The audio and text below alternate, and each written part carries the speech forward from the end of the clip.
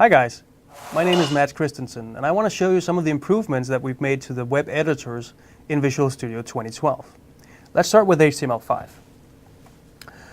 So sometimes you have a tag that you want to change to some other tag.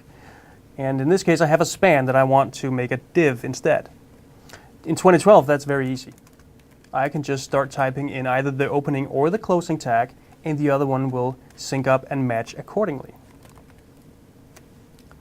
We also did a lot of work for HTML5 specifically.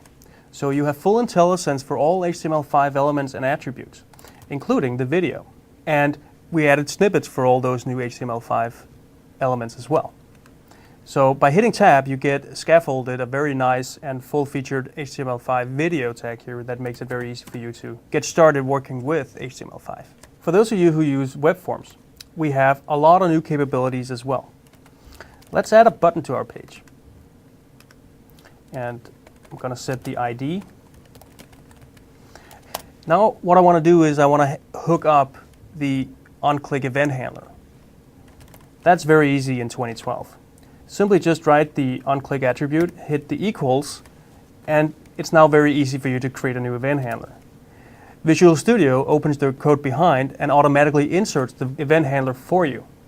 Now this works for all server-side events on all server-side controls, both the ASP.NET controls, third-party controls, and your own custom controls. Now let's look at CSS. We have made a huge investment in CSS in Visual Studio 2012, and the editor itself is brand new.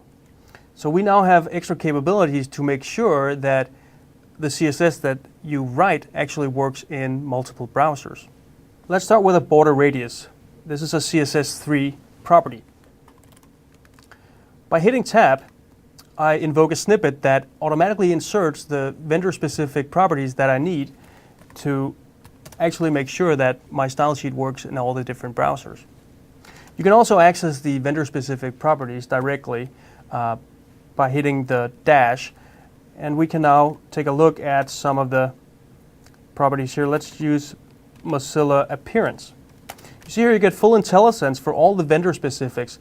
Mozilla, Opera, WebKit, and Internet Explorer is fully supported.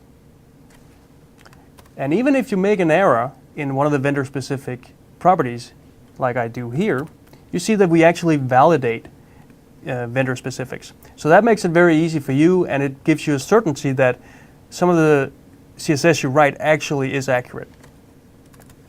We expanded that to include pseudo elements as well. So we now have full IntelliSense support for pseudo elements, and that also includes all the vendor specific. Another big difference from earlier versions of Visual Studio to 2012 is the workflow around colors. So let's add a color, and you see we now open up a color picker for you automatically. So that makes it very easy for you to get started and select from colors, but we took it one step further. You actually get access to the full color picker where you can choose exactly the color you want very, very easily. And it even has support for the new CSS3 transparent colors. So simply slide the opacity slider to choose your level of transparency. If you want a color that you have from some other application or other website that you like and you want to include it in your own style sheet, simply use the eyedropper icon and click anywhere on your monitor or multiple monitors for that matter. And automatically the color will be transferred into your style sheet. JavaScript is another huge investment in Visual Studio 2012. The entire editor is brand new and it opens up for some new capabilities that are quite interesting. Let's take a look at jQuery. We now have full support for IntelliSense around jQuery. So that makes it very easy to see exactly how to use jQuery and the different overloaded functions that it does have. So let's find all the div elements on our page and set the HTML to some HTML. Now, have you ever wondered what the HTML function actually does? If so, it might be difficult to actually find it within jQuery. So what we can do in 2012 is that we can now say go to definition. And that brings us directly into jQuery, and we can now see what the HTML function does. So it works across files, but it also works within the same file. So for instance, here I'm in jQuery and I hit F12 to go to definition, and it takes me directly to that reference. So that was a very brief overview of the new features and improvements of the web editors in Visual Studio 2012. Thanks for watching.